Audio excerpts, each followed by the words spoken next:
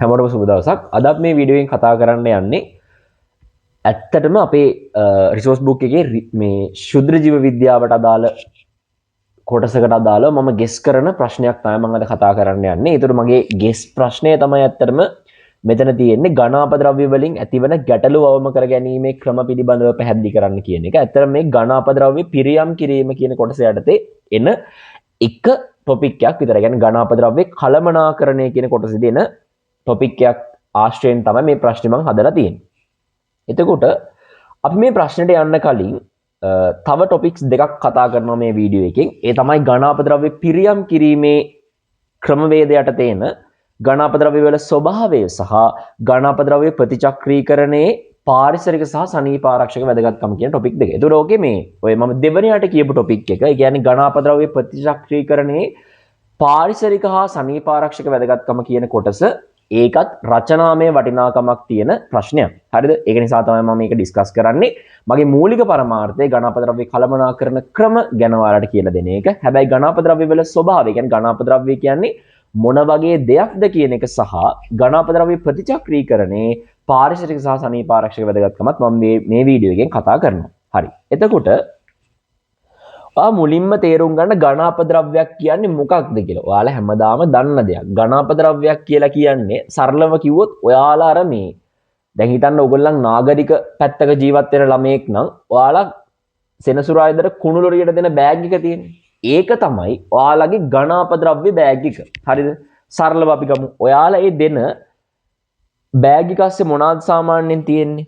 ඒකේ තියෙනවා ඕගොල්ලන් මේ එදිනෙදා ජීවිතයේදී ගන්න ආහාර වලින් ඉවතනන කොටස්. හරිද? ඔයාලගේ ආහාරවල ඉවතලන කොටස්.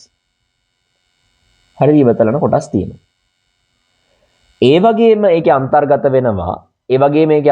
වෙනවා ශාක සහ සත්ත්ව ශේෂ. හරි? ශාක සහ සත්ත්ව ශේෂ. සරලව කිව්වොත් එහෙම උයද්දි අම්මා කපන කොටන ටික සහ ආහාරවල ඉවතලන කොටස් කියන්නේ ඉඳුල්. සරලව කිව්වොත්. හරිද? ඉඳුල් තමයි සරලව කිව්වොත්. ඊට පස්සේ තව අන්තර්ගත වෙනවා කඩදාසි, ඊට පස්සේ වීදුරු, ඊට පස්සේ පොලිතීන්. දැන් දාලා දෙන බෑග් එකත් පොලිතීන් නේ බං. ඊට පස්සේ අවසාන වශයෙන් අන්තර්ගත වෙනවා මීට අමතරවත් තව දේවල් තියෙන්න පුළුවන් ප්ලාස්ටික්. හරිද? ඔය ටික තමයි සරලව අපි කියන්නේ ඝන අපද්‍රව්‍ය කියලා. හරිද? ඔය ටික තමයි අපි කියන්නේ සරලව ඝන අපද්‍රව්‍ය කියලා.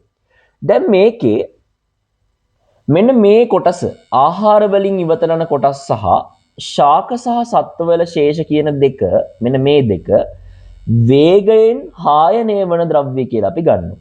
හරි? වේගයෙන් හායනය වෙනවා. ඒ කියන්නේ සරලව කිව්වොත් කොම්පෝස්ට් නිෂ්පාදනය වගේ ක්‍රියාවලියකට මේක පාවිච්චි කරොත් එහෙම බැක්ටීරියාවන්ගේ සහ අනෙකුත් ක්ෂුද්‍ර ජීවීන්ගේ දායකත්වය මගින් මෙන්න මේ කොටස් දෙක අපිට සරලව වේගයෙන් හායනයට ලක් කරන්න පුළුවන්. ඇයි කඩදාසි නැද්ද? කඩදාසි මෙහෙමයි. හරිද? තනි කඩදාසියක් ගත්තොත් ඒ තනි කඩදාසිය අපිට වේගයෙන් හායනය කරන්න පුළුවන්. හැබැයි අපි කඩදාසි ගොඩක් ගත්තොත්, ඒ කියන්නේ කඩදාසි ගොඩාක් තියෙන එකක් ගත්තොත් අන්න ඒ කඩදාසි ටික අපිට මොනවා කරන්න බැරිද? වේගයෙන් වියෝජනය කරන්න බෑ. ඒකට හේතුව දැන් තනි කඩදාසියක් මෙහෙම ගත්තොත් මේකට ඇවිල්ලා සුදු ජීවීන්ට වැඩ කරලා මේක ජීර්ණය කරන්න පුළුවන්, මේක වියෝජනය කරන්න පුළුවන්. හැබැයි හායනය කරන්න පුළුවන් වුණාට එහෙම තනි එකක් අපි මෙහෙම කඩදාසි බණ්ඩලයක් ගත්තොත් එහෙම මේ කඩදාසි බණ්ඩලයට එහෙම නැත්නම් කඩදාසි බණ්ඩලයක් කොයි වෙලාවකවත් කුණු ගොඩක ඉතුරු වෙන කඩදාසි සුසංහිත වැසිරලා නිකන් කුණු ගොඩක් තමයි තියෙන්නේ. එතකොට හැම කඩදාසියක් මතම සුදු ජීවීන්ට වැඩ කරන්න බෑ. ඒක නිසා හැම කඩදාසියක් මතම සුදු ජීවීන්ට වැඩ කරන්න බැරි නිසා අපිට ඵලදායීව කඩදාසි පහසුවෙන් හායනය කරන්න බෑ. හරිද? ඵලදායීව කඩදාසි පහසුවෙන් හායනය කරන්න බෑ කියලා අපි කියනවා. ඒක නිසා මෙන්න මේ ද්‍රව්‍ය ටික ඝන අපද්‍රව්‍ය කළමනාකරණයේදී සරලව ප්‍රතිචක්‍රීකරණයට ලක් කරනවා. හරි? ප්‍රතිචක්‍රීකරණයට ලක් කරනවා. ඔයාලා මේ ක්‍රියාවලිය දන්නවා. ප්‍රතිචක්‍රීකරණය කියලා කියන්නේ අපි මේවා නැවත භාවිතයට සුදුසු තත්ත්වයට පත් කරනවා. හරි? නැවත භාවිතයට සුදුසු තත්ත්වයට පත් කරනවා. හරිද? වැඩේ පැහැදිලිනේ. දැන් මේ ඝන අපද්‍රව්‍ය ටික මේ විදිහට වේගයෙන් හායනය කරලා ප්‍රතිචක්‍රීකරණයට ලක් කරලා එහෙම නැත්නම් තව අපි එක ක්‍රමවේදයක් අවසානට කතා කරන ඔය මොනයම් හෝ ක්‍රමවේදයකට අනුව අපි මේ ඝන අපද්‍රව්‍ය ටික නිවැරදිව කළමනාකරණය කරේ නැත්නම් පාරිසරික සහ සනීපාරක්ෂක ගැටලු ඇති වෙනවා. මොනවාද ඇති වෙන්නේ? මෙන්න මේ ඝන අපද්‍රව්‍ය කළමනාකරණය. හරි?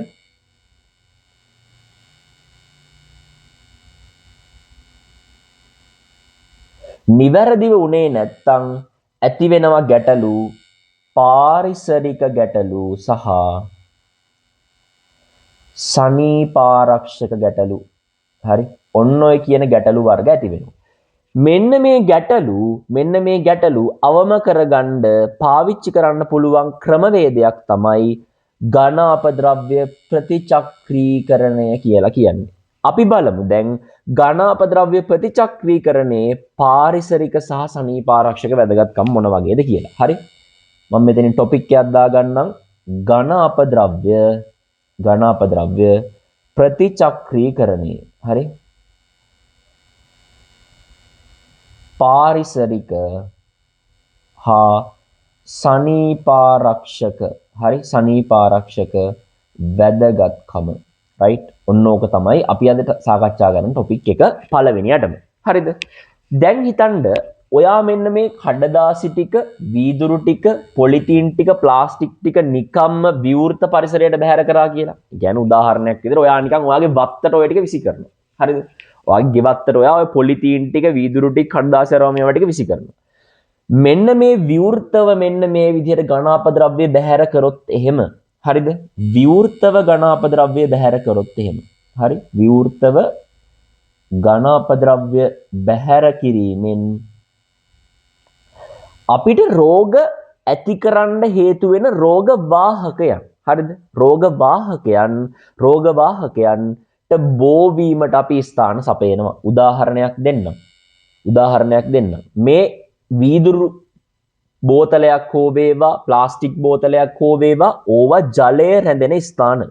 ඒක නිසා අපි හැමෝම දන්න ඩෙන්ගු, බරවා, මැලේරියා වගේ රෝග වාහකයන් වන මදුරුවන්ට මේක බෝ වෙන්න ස්ථාන සපයනවා.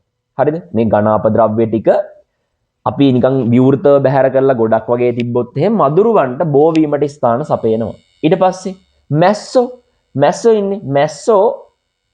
මැස්සන්ගේ අර ඔයාලා පොඩි කාලේ අර පරීක්ෂණයක් කරනවා මතකද?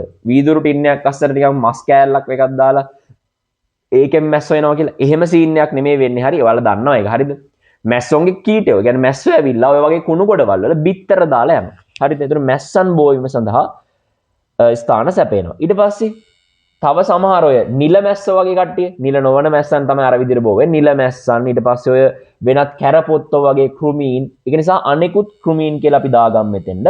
හරි? අනෙකුත් කෘමීන් වර්ගත් බෝ වෙනවා. හරිද? ඊට පස්සේ හොඳම කට්ටිය අපේ යාළුවෝ මීයොත් බෝ වෙනවා ඔය විදිහට ඝන අපද්‍රව්‍ය විවෘතව බැහැර කරොත් එහෙම. හරිද? ඝන අපද්‍රව්‍ය විවෘතව බැහැර කරොත් එහෙම.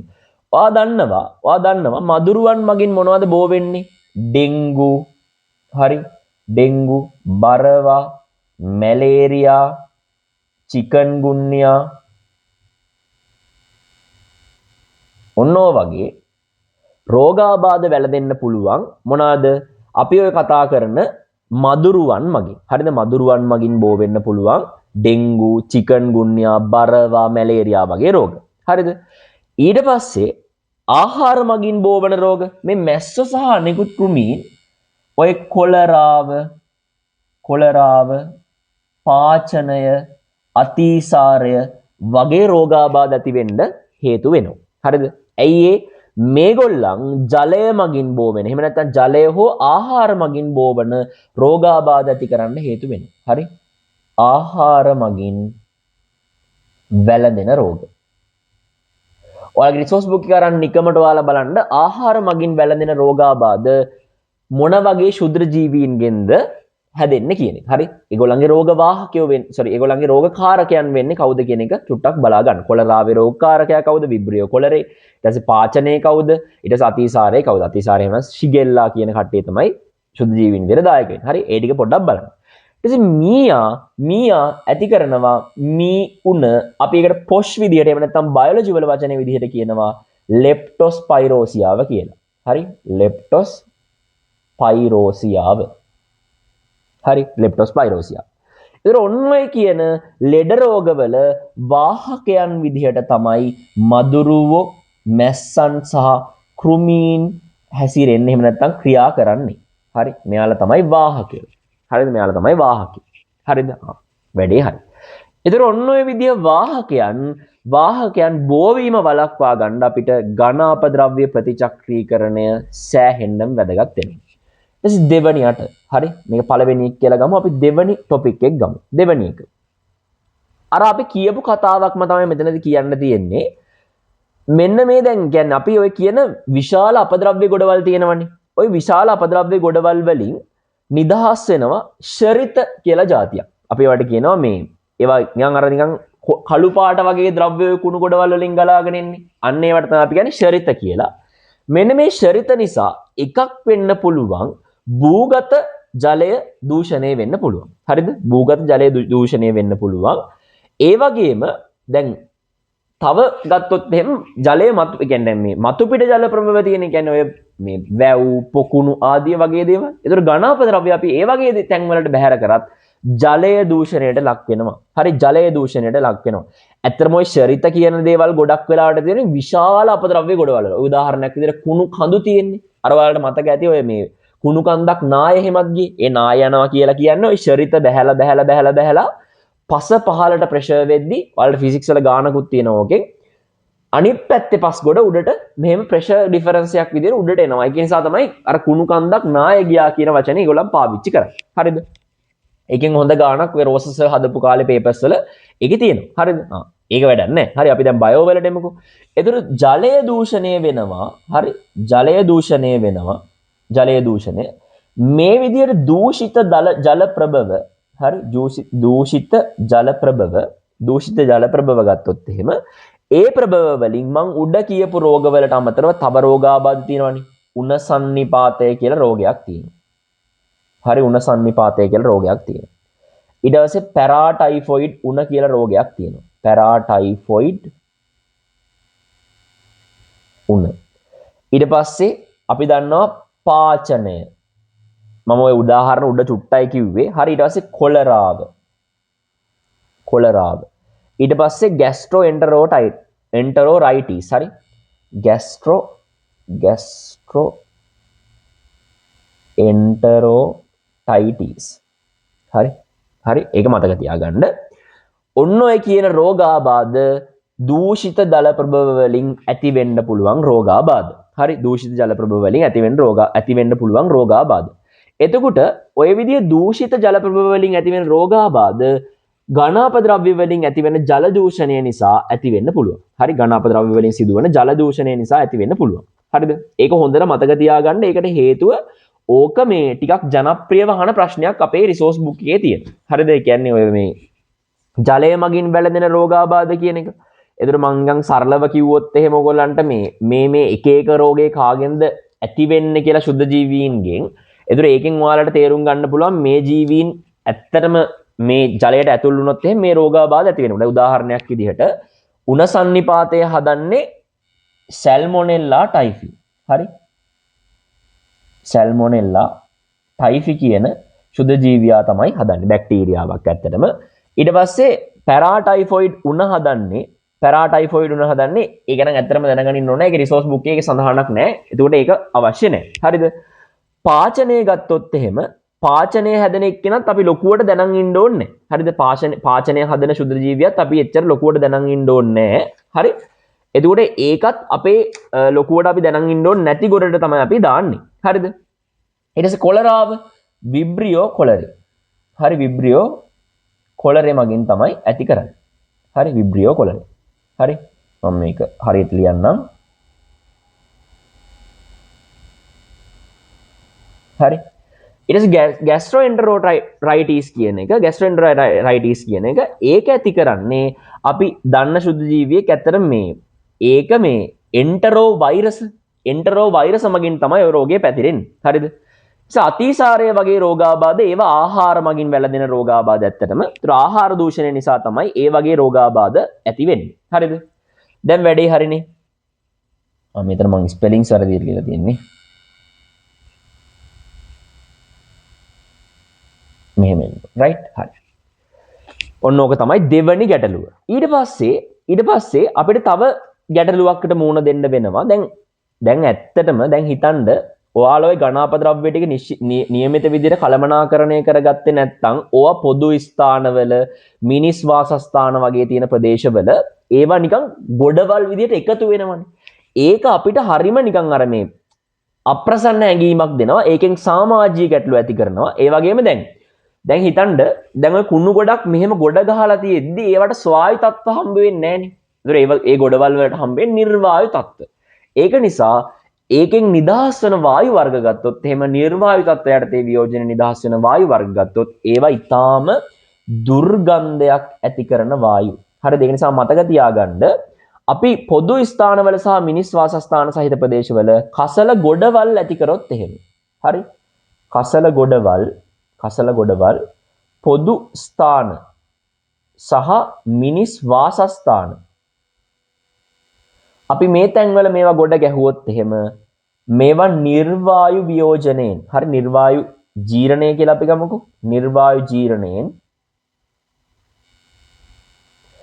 දුර්ගන්ධයක් සහිත වායු මුදා හරිනවා. හරි වායු මුදා හරිනවා. වැඩේ පැහැදිලිනේ. හා. ඊට පස්සේ හතරවෙනි ගැටලුව තමයි ඕකෙන් ඇති වෙන මම අර කියපු මේ ශරිත කතාව. හරිද? ශරිත කතාව. දැන් විශාල අපද්‍රව්‍ය ගොඩක් ගත්තොත් එහෙම. හරි?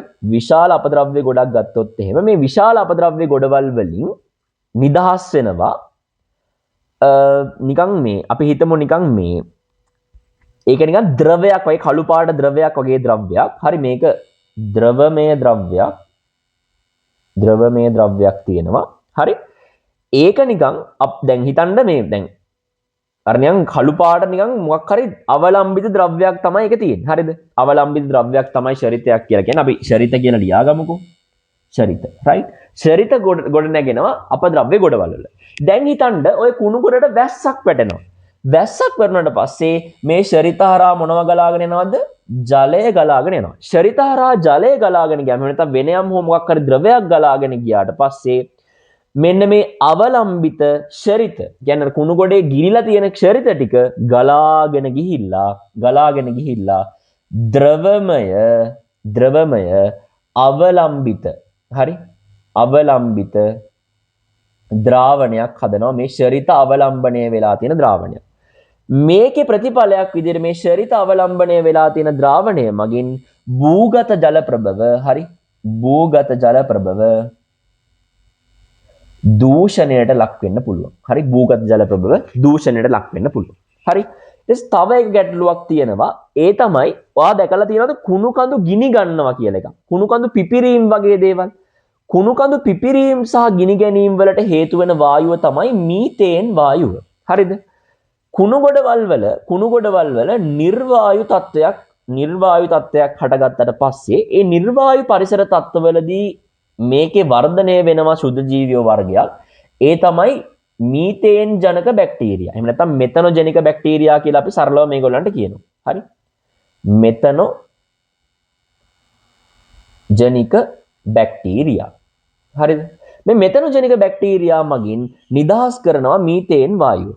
මීතේන් වායුව කියලා කියන්නේ අධික දහන හැකියාවක් තියෙන. එහෙම නැත්නම් කියන්නේ දහනයට ප්‍රිය වායුවක්. ඒක නිසා මේ මීතේන් වායුව හින්දා මෙන්න මේ මීතේන් වායුව හින්දා කුණු කඳු පිපිරීම හරි කුණු කඳු පිපිරීම සහ ගිනි ගැනීම ඇති වෙන්න පුළුවන්. හරි කුණු කඳු පිපිරීම සහ ගිනි ගැනීම ඇති වෙන්න පුළුවන්. ඔන්න ඕක පිළිවෙලට පැහැදිලිව මතක තියාගන්න. ඒතර මොනවාද? ගණාපද්‍රව්‍ය කළමනාකරණයේ වැදගත්කම, පාරිසරික සහ සාහනීය පාරක්ෂක වැදගත්කම, ගණාපද්‍රව්‍ය විවෘතව බැහැර කිරීමෙන් වාහකයන්, ඒ කියන්නේ විවිධ ලෙඩ රෝග ඇති කරන වාහකයන් බෝ වෙන්න පුළුවන්. ලෙඩ රෝග ටිකක් ඔයාලා ලියන්න. ඒ වාහකයන් බෝ වීමට ස්ථාන සැපෙන්න පුළුවන්. ඊට පස්සේ ජලය දූෂණය වෙන්න පුළුවන්. දූෂිත ජල ප්‍රභව මගින් උණ සන්නිපාතයේ පැරාටයිෆොයිඩ් උණ, පාචනයේ කොලරාව සහ ගැස්ට්‍රෝඑන්ටරොරයිටිස් කියන රෝග ඇති වෙන්න පුළුවන්. ඊට කසල ගොඩවල් අපි පොදු ස්ථානවල සහ වාසස්ථානවල ගොඩ ගැහුවොත් එහෙම ඒවා නිර්වායු ජීරණයෙන් දුර්ගන්ධයක් සහිත වායු වෙන්නත් පුළුවන්. එහෙම නැත්නම් ඒවා නිර්වායු වියෝජනයෙන් මෙතනොජෙනික බැක්ටීරියා මගින් මීතේන් වගේ වායු ඇති වෙන්නත් පුළුවන්. ඒ වගේ මීතේන් වගේ වායු පිට වුණොත් එහෙම කුණු කඳු පිපිරීම සහ ගිනි ගැනීම වගේ රෝගාබදලු අහිතකර බලපෑම් ඇති වෙන්න පුළුවන්.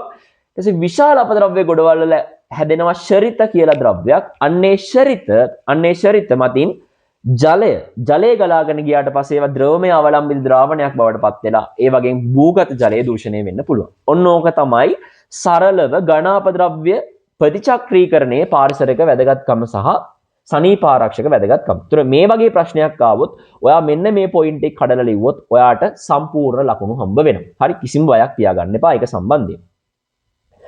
ඊට පස්සේ අපි දැන් සරලව ඝන අපද්‍රව්‍ය කළමනාකරණය කියන ටොපික් එකට යමු. හරි? ඝන අපද්‍රව්‍ය කළමනාකරණය. රයිට්? ඝන අපද්‍රව්‍ය කළමනාකරණය කියන ටොපික් එකට යමු. ඝන අපද්‍රව්‍ය කළමනාකරණය කරන්න අපි ක්‍රම 3ක් පාවිච්චි කරනවා. පළවෙනි ක්‍රමය තමයි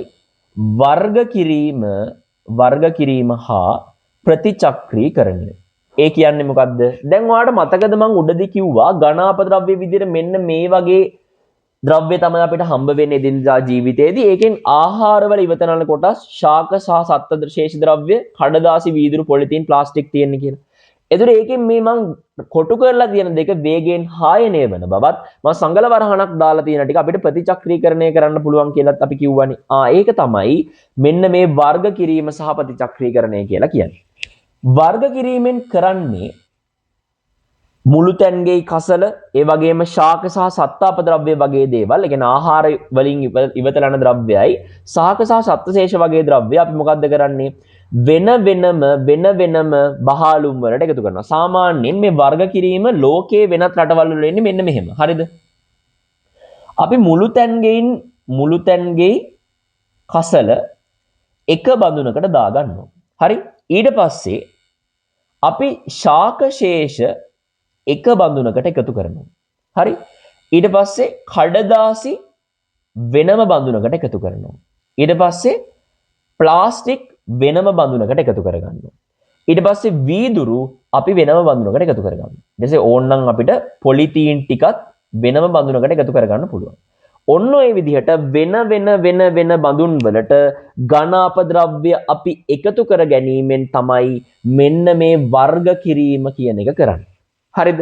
දැන් ඕකෙන් මේ කඩදාසි, ප්ලාස්ටික් සහ වීදුරු, පොලිතීන් වගේ දේවල් මං උඩදිත් කිව්වා ප්‍රතිචක්‍රීකරණය කරන්න පුළුවන් කියලා. එහෙම ප්‍රතිචක්‍රීකරණය කරොත් එහෙම මෙන්න මේ ඉහතදී අපි කතා කරපු ප්‍රතිචක්‍රීකරණයේ පාරිසරික සහ සනීපාරක්ෂක වැදගත්කම අපිට සාක්ෂාත් කරගන්න පුළුවන්. හරිනේ? ඒක තේරුම් ගන්න. ඊට පස්සේ අපි ඊළඟට කතා කරන මේ ඝන අපද්‍රව්‍ය කළමනාකරණ ක්‍රමය තමයි ඓන්ද්‍රීය ද්‍රව්‍ය හායනය හා වියෝජනය. හරිනේ?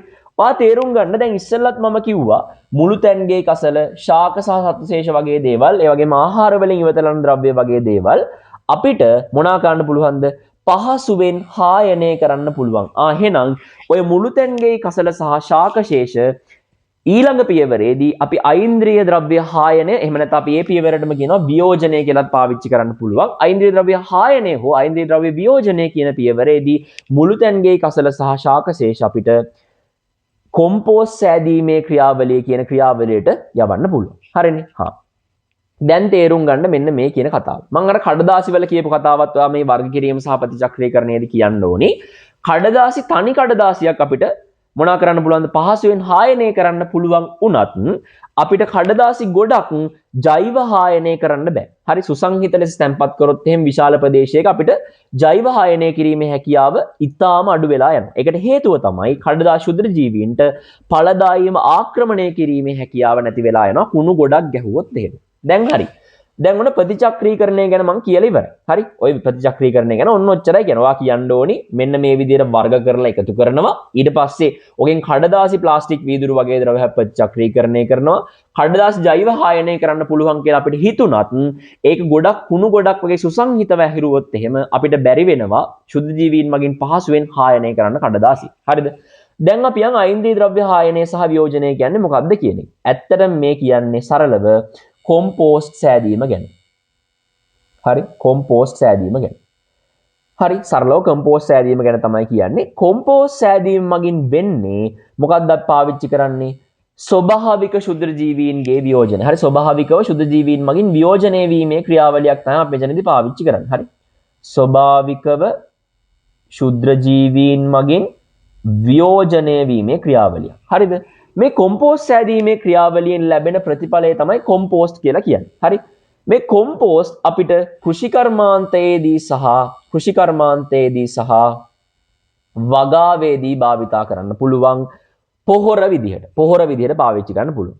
දැන් ඔයාලයි කසල කළමනාකරණ ආයතනය දැන් මේ මහනගර සභාවක් වෙන්න පුළුවන්, ප්‍රාදේශ සභාවක් වෙන්න පුළුවන්. එයාලා කොම්පෝස්ට් හදනවා නම් ඒ කොම්පෝස්ට් විකුණලා ඒගොල්ලන් මේ ඝනාපද්‍රව්‍ය කළමනාකරණය කියන ක්‍රමවේදයෙන් මොනවා වෙනවද? මුදල් උපයා ගන්න ඒගොල්ලන්ට පුළුවන් වෙලා තියෙනවා. ඒකත් මතක තියාගන්න. හරිද? ඊට පස්සේ මම අර කියපු කලින් කතාව. ඔයාලට මතකද මම කිව්වා කසල ගොඩවල් වල නිර්වායු වියෝජනයෙන් මීතේන් හට ගන්නවා කියලා මෙතනොජෙනික බැක්ටීරියාවන් මගින්. අන්නේ මෙතනොජෙනික බැක්ටීරියාවන් මගින් හදන මීතේන් වායුව අපි පාවිච්චි කරනවා විදුලිය ජනනය කරගන්න. හරි? විදුලිය ජනනයට භාවිතා කරනවා. හරි විදුලිය ජනනයට අපි භාවිතා කරනවා. හරිද? හා. ඔන්න ඕක තමයි සරල කතාව. අපි ওই ටිකේ පොයින්ට් එන්න ඕනි කොයි විදිහද කියලා බලලා ඉමු. හරිද? බලන්න ඝනාපද්‍රව්‍ය කළමනාකරණ ක්‍රම තුනයි වර්ග කිරීම සහ ප්‍රතිචක්‍රීකරණය, අයින්ද්‍රිය ද්‍රව්‍ය හායනය සහ වියෝජනය සහ සනීපාරක්ෂක භූපිරවුම්. වර්ග කිරීම සහ ප්‍රතිචක්‍රීකරණය යටතේ බොහෝ රටවල නාගරික අපද්‍රව්‍ය, මුළුතැන්ගේ කසල, ශාක ද්‍රව්‍ය, කඩදාසි, ප්ලාස්ටික් සහ වීදුරු යන ආදී ලෙස වර්ග කරනු ලබනවා. එහෙම නැත්නම් වෙන වෙනම බඳුන් වලට එකතු කරනු ලබනවා. මෙසේ වර්ග කිරීමේදී කඩදාසි, ප්ලාස්ටික් සහ වීදුරු වැනි මේ වචන තුන සෑහෙන වැදගත්. ප්‍රතිචක්‍රීකරණය කළ හැකි ද්‍රව්‍ය අනෙකුත් අපද්‍රව්‍ය වලින් වෙන් කරගන්න පුළුවන්. මම ඒක ඔයගලන්ට පහලින් පෙන්නුවා. හරිද? කඩදාසි ජෛව හායනය කළ හැකි බව අනුමානය කළද ඒවා විශාල කුණු දමන ප්‍රදේශයක සුසංහිත ලෙස වෙන්න ඕන. සුසංහිත ලෙස තැන්පත් කළ පසු ශුද්ධ ජීවීන්ට ඵලදායී ලෙස ආක්‍රමණය කළ නොහැකි නිසා පහසුවෙන් හායනය කළ නොහැකිය. හරි. අයින්ද්‍රිය ද්‍රව්‍ය හායනය සහ වියෝජනය. පහසුවෙන් හායනය විය හැකි මුළුතැන්ගේ අපද්‍රව්‍ය හා ගෙවතු අපද්‍රව්‍ය ශුද්ධ ජීවීන් මගින් වියෝජනය වීමේ ක්‍රියාවලිය මගින් කොම්පෝස්ට් සෑදීම සිදු වේ. හරි. එතන මුළුතැන්ගේ අපද්‍රව්‍ය සහ ගෙවතු අපද්‍රව්‍ය අපිට ශුද්ධ ජීවීන් මගින් ස්වභාවිකව හායනය කරන්න පුළුවන්. අන්නේ ස්වභාවිකව හායනය කිරීමේ ක්‍රියාවලිය මගින් කොම්පෝස්ට් සෑදීම සිද්ධ වෙනවා.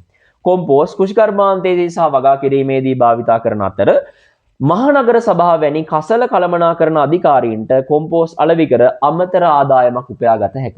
හරි. කොම්පෝස්ට් ගොඩවල් නිර්වායු තත්ත්ව කොම්පෝස්ට් ගොඩවල් වල නිර්මාණය නිර්වායු තත්ත්ව මෙතනොජෙනික බැක්ටීරියාවල ක්‍රියාකාරීත්වය වර්ධනය කිරීමෙන් මීතේන් වායුව නිපදවනවා. ඒ මීතේන් වායුව විදුලි ජනනයට අපිට යොදා ගන්න පුළුවන්. හරි විදුලි ජනනයට අපිට යොදා ගන්න පුළුවන්. හරි. ඊට පස්සේ අපි කතා කරන අනික් ක්‍රමවේදය තමයි සනීපාරක්ෂක භූපිරවුම්. හරි මේක තමයි අපි ඝනාපද්‍රව්‍ය කළමනාකරණයට වර්තමානයේ බහුලවම එහෙම නැත්නම් ජනප්‍රියවම භාවිතා කරන ක්‍රමවේදය. මොකක්ද ඒ කියන්නේ? අපි තුන්වෙනි ක්‍රමවේදයේ විදිහට පාවිච්චි කරනවා සනීපාරක්ෂක භූපිරවුම්. හරිද?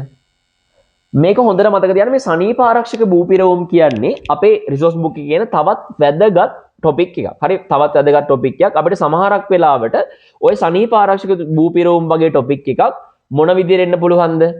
අපිට නිකන් ෂෝට් නෝට් එකක් විදිහට එන්නත් පුළුවන් මේ අවුරුද්දේ. හරිද? නිකන් ඔයගොල්ලන්ට දෙන්න පුළුවන් සනීපාරක්ෂක භූපිරවුම් පිළිබඳව විස්තර කරන්න.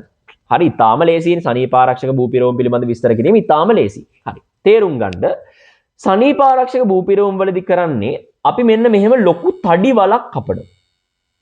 තඩි වලක් කපලා මේ වලේ අපි මොකද්ද කරන්නේ? මේ ඝනාපද්‍රව්‍ය මෙහෙම ස්තරයක් විදිහට තැම්පත් කරනවා. ඒකල්ලා අර ඔය තලන මැෂින් තියෙන්නේ. අපි කොහොම තලන මැෂින් දාලා අපි මේක දැන් මෙච්චරක් ගොඩකට කුණු ගොඩක් තිබ්බනම් අපි මේ කුණු ගොඩ තලලා මෙන්න මේ හා සමාන ප්‍රමාණයකට අඩු කරනවා. හරි? මේ හා සමාන ප්‍රමාණයකට අඩු කරනවා. අපි කියනවා එයාලව අපි මොකක් කරනවද? අර සුසංහිතව අසුරලා තියෙන ඒවා අපි පිළිවෙලකට ආසන්න يعني ඊටාම ළඟින් තියෙන විදිහට අපි ඒවා කම්පැක්ට් විදිහට අසුරනවා. හරි? අපි කියනවා ඝනාපද්‍රව්‍ය ස්තර විදිහට අපි තැම්පත් කරනවා කියලා. ඊට පස්සේ අපි මේක උඩට දානවා පස් තට්ටුවක්. හරි පස් තට්ටුවක් ඔන්න ඔහම දානවා. ඒකලේ පස් තට්ටුවක් තලනවා. ඔන්න ඔය විදිහට කුණු තට්ටුවයි පස් තට්ටුවයි කුණු තට්ටුවයි පස් තට්ටුවයි දාගෙන ගිහිල්ලා ඔන්න ඔය වල අපි සම්පූර්ණයෙන්ම සම්පූර්ණ කර ගැනීම කරනවා. හරි ඔය වල අපි සම්පූර්ණ කර ගැනීම කරනවා. ඊට පස්සේ අපි ඔය වල නැවත පස් යොදලා වහනවා. හරි නැවත පස් යොදලා අපි වහනවා. හරිද? වැඩේ පැහැදිලිනේ. එතකොට මේකේ තනිකරම තියෙන්නේ ඉංජිනේරින් වැඩක්. අපි ඒක නිසා කියනවා අපි මේක ඉහළ හරි සැලසුම් සහගත ඉංජිනේරු ක්‍රම තමයි අපි මේකෙදි පාවිච්චි කරන්න කියලා. හරි සැලසුම් සහගත ඉංජිනේරු ක්‍රම තමයි පාවිච්චි කරන්න කියලා අපි කියනවා. හරිද? ඒ සැලසුම් සහගත ඉංජිනේරු ක්‍රම පාවිච්චි කරලා අපි මේ විදිහට කුණු ගොඩවල් වල පරිමාව අඩු කරලා. ඇත්තටම මෙතනදී මොකද්ද කරන්නේ? දැන් මේ කුණු ගොඩ අපි වෙන විවෘත ස්ථානයක ගොඩ ගැහුවොත් එම් විශාල පරිමාවකින් අපිට මොනවද දක්න්න ලැබෙනවද? කුණු ගොඩක් දකින්න හම්බ වෙනවා. හැබැයි අපි මේ විදිහට වලක් කපලා ඔය කුණු ගොඩවල් තලලා අපි මේ කුණු ගොඩවල් වල පරිමාව විශාල වශයෙන් අඩු කිරීම තමයි මෙන්න මේ ක්‍රමවේදයේදී අපි පාවිච්චි කරන්නේ. හරි? පරිමාව විශාල වශයෙන් අඩු කිරීම තමයි අපි මේ ක්‍රමවේදයේදී පාවිච්චි කරන්නේ ඝන අපද්‍රව්‍ය වල. දැන් මේ වල කපන්න තෝරගන්න තැන වැදගත්. දැන් හිතන්න ඉස්සෙල්ලා අපි කිව්වා නේද ඝන අපද්‍රව්‍ය වලින් ඇතිවෙන ශරිත නිසා භූගත ජල ප්‍රභව දූෂණයට ලක් වෙනවා කියලා. දැන් හිතන්න භූගත ජල ප්‍රභවයක් ආසන්නයේ මේ වැඩේ කරොත් එහෙම මේ වැඩෙන් අපිට කිසිම තේරුමක් නැහැ. ඇයි?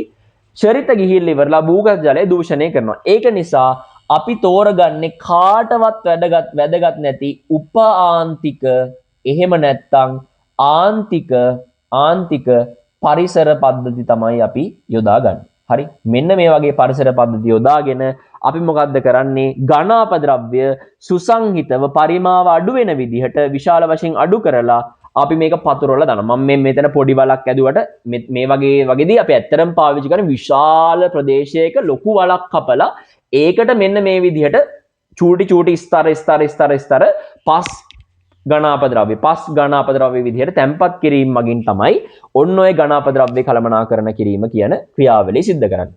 ඔයා පිළිගන්න මේ කොච්චර ජනප්‍රියද කියනවා නම් වර්තමානයේ වන විට නාගරික අපද්‍රව්‍ය වලින් 5න් 4ක්ම අපි කළමනාකරණය කරන්නේ සනීපාරක්ෂක භූපිරෝම නිසා. ඒක නිසා මේක වඩාත් ජනප්‍රිය ක්‍රමවේදයක් විදිහට අපි සලකනවා. හරි වඩාත්ම ජනප්‍රිය ක්‍රමවේදයක් විදිහට අපි සලකනවා. ඒකට හේතුව මේක ඊටාම ලාභදායී ඝන අපද්‍රව්‍ය කළමනාකරණ ක්‍රමය. හරි මේක ඊටාම ලාභදායී ඝන අපද්‍රව්‍ය කළමනාකරණ ක්‍රමය. අපිට තියෙන්නේ ඝන අපද්‍රව්‍ය ටික ගෙනාවා ඒකේ පරිමාව අඩු වෙන විදිහට තැළුවා පස් තට්ටුවක් දැම්මා. එච්චරයි. අපි දැන් බලමු ඔගේ පොයින්ට්ස් ටික කොහොමද අපි ලියන්නේ කියලා. ලාභදායී ඝන අපද්‍රව්‍ය ඉවත් කිරීමේ ක්‍රමවේදයක් බැවින් මෙම ක්‍රමය වඩාත් ජනප්‍රිය වූ ඝන අපද්‍රව්‍ය ඉවත් කරන ක්‍රමවේදයයි. හරි මෙතන දාගන්න ඝන අපද්‍රව්‍ය. හරි අපද්‍රව්‍ය නෙමෙයි. මෙතන පොයින්ට් එකේ වැරද්දක් තියෙනවා. ඝන අපද්‍රව්‍ය ඉවත් කරන ආකාරය. නාගරික අපද්‍රව්‍ය 5න් 4ක්ම මෙම ක්‍රමය මගින් බැහැර කරයි. මේ 5න් 4 MCQ පොයින්ට් එකක් විදිහට පිළිවෙලට පැහැදිලිව මතක තියාගන්න. සැලසුම් සහගත ඉංජිනේරු ක්‍රම මත පදනම් කරගත් ඝන අපද්‍රව්‍ය බැහැර කරන ක්‍රමයකි. ඒකත් අපි කිව්වා සාමාන්‍යයෙන් ආන්තික හෝ උපාන්තික බිම්තීරු ඝන අපද්‍රව්‍ය මත ඝන අපද්‍රව්‍ය ස්තර ලෙස පතුරවනු ලැබේ. මම ඒක පහලින් පැහැදිලි කරා. ස්තර ලෙස පැතිරවීම හා සුසංහිතව ඇසිරීමේ අරමුණ වන්නේ ඝන අපද්‍රව්‍ය වල පරිමාව විශාල ලෙස අඩු කිරීමයි. ඉන්පසුව මෙම අපද්‍රව්‍ය පස මගින් ආවරණය කරනු ලැබේ. ඉහළ භූගත ජල මට්ටමක් ඇති ස්ථානවල භූ පිරවීම සිදු කරන්නේ. ඒකට හේතුව තමයි මම අර කිව්වේ. අර ශරිත වගේ දේවල් නිෂ්පාදනය වෙන නිසා. බලන්න මේ අනිත් කතාව. සනීපාරක්ෂක භූපිරවුම් වල ඇති අපද්‍රව්‍ය ඝන ද්‍රව වායු නිෂ්පාදන ඇති කරමින් ජීව විද්‍යාත්මක සහ රසායනික ක්‍රියාවලිය මගින් වියෝජනය වීම සිද්ධ වෙනවා. ඒ කියන්නේ දැන් ඔයා හිතන්න මේ ඝන අපද්‍රව්‍ය ගොඩවල් වල තියෙනවා ඊටාම ඉක්මනින් හායනය වෙන්න පුළුවන් ද්‍රව්‍ය කියලා. අපි ගොඩක් වෙලාවට ඊටාම ඉක්මනින් හායනය වෙන ද්‍රව්‍ය මේකට දාන්නේ නැහැ. අපි දාන්නේ පොලිතීන්, ප්ලාස්ටික්, කඩදාසි වගේ ඊටාම ඉක්මනින් වියෝජනයට ලක් වෙන්නේ නැති ද්‍රව්‍ය. මේ විදිහේ ද්‍රව්‍ය දාලා තිබ්බට පස්සේ ඇත්තටම මෙතන නිර්වායු පරිසරයක් මේ හැදෙනවනේ. නිර්වායු පරිසරයක් හැදුනට පස්සේ වෙන්නේ මෙන්න මේ නිර්වායු පරිසරයක් හොයවා මෙන්න මේ තියෙන තත්ත්වයටද සනීපාරක්ෂක භූපිරවුම් වල වායුමය නිෂ්පාදන, ද්‍රවමය නිෂ්පාදන සහ ඝන නිෂ්පාදන කියන තුනම හම්බ වෙනවා. ඝන ද්‍රව වායු කියන අවස්ථා තුනටම අදාළ නිෂ්පාදන මෙන්න මේ ක්‍රියාවලියෙන් ඇති වෙනවා. ඇත්තටම මේ නිෂ්පාදන ඇති වෙන්නේ මෙන්න මේ කියන ක්‍රියාවලි දෙක නිසා. මොනවාද? ජීව විද්‍යාත්මක ක්‍රියාවලි කියන්නේ ශුද්ධ ජීවීන් මගින් සිදුවන වියෝජන වගේ දේවල්. ඊට පස්සේ රසායනික ක්‍රියාවලිය කියන්නේ පසේ අඩංගු රසායනික සංඝටක වගේ දේවල් මගින් ඝන අපද්‍රව්‍ය වියෝජනයට ලක් වෙන ආකාරය. හරිද? ඒතර සනීප ආරක්ෂක භූපිරෝම වල තියෙන ඝන අපද්‍රව්‍ය ජීව විද්‍යාත්මක සහ රසායනික ක්‍රියාවලිය මගින් වියෝජනයට ලක් වෙලා සනීප ආරක්ෂක භූපිරෝම වල තියෙන අපද්‍රව්‍ය මගින් ඝන ද්‍රව වායු කියන නිෂ්පාදන ඇති වෙනවා. මෙන්න මේ විදිහට තට්ටු විදිහට තියෙන එකේ මෙන්න මෙහෙම උඩට බටයක් දාලා වායුමය නිෂ්පාදන ඒගොල්ලන් එළියට ගන්නවා. ද්‍රවමය නිෂ්පාදන එළියට ගන්නත් ක්‍රමවේද තියෙනවා. ඒගොල්ලන් ඝනමය නිෂ්පාදන මොනවද වෙන්නේ? අර තට්ටු විදිහට තැම්පත් වෙලා ඒ පරිසර පද්ධතිය උඩ කියන්නේ ඒ උපාන්තික පරිසර පද්ධතියට කිසිදු ගැටලුවක් නිර්මාණය වෙන්නේ නැති විදිහට ඝන අපද්‍රව්‍ය ටික අපිට බැහැර කිරීමේ හැකියාව තියෙනවා. හරි. ඔන්න ඕක තමයි සරලව ඝන අපද්‍රව්‍ය කළමනාකරණය කියන टॉपिक එක යටතේ සහ ඝන අපද්‍රව්‍ය පිරියම් කිරීම කියන මම මේ අවුරුද්ද ගෙස් කරන टॉपिक එක යටතේ කියන්නේ පොයින්ට්ස් ටික සහ රචනා ප්‍රශ්න මේ වටිනාකම MCQ වටිනාකම මේ සේරම මම කියලා දුන්නා. හරි. එහෙනම් අපි ඊළඟ වීඩියෝ එකෙන් හම්බෙමු. හැමෝටම සුබ දවසක් කියලා ප්‍රාර්ථනා කරනවා. එහෙනම් ඔයාලා මේ වීඩියෝ එක බැලුවා නම් ඔයගොල්ලන් හැමෝටම ගොඩක් thank you. හරි.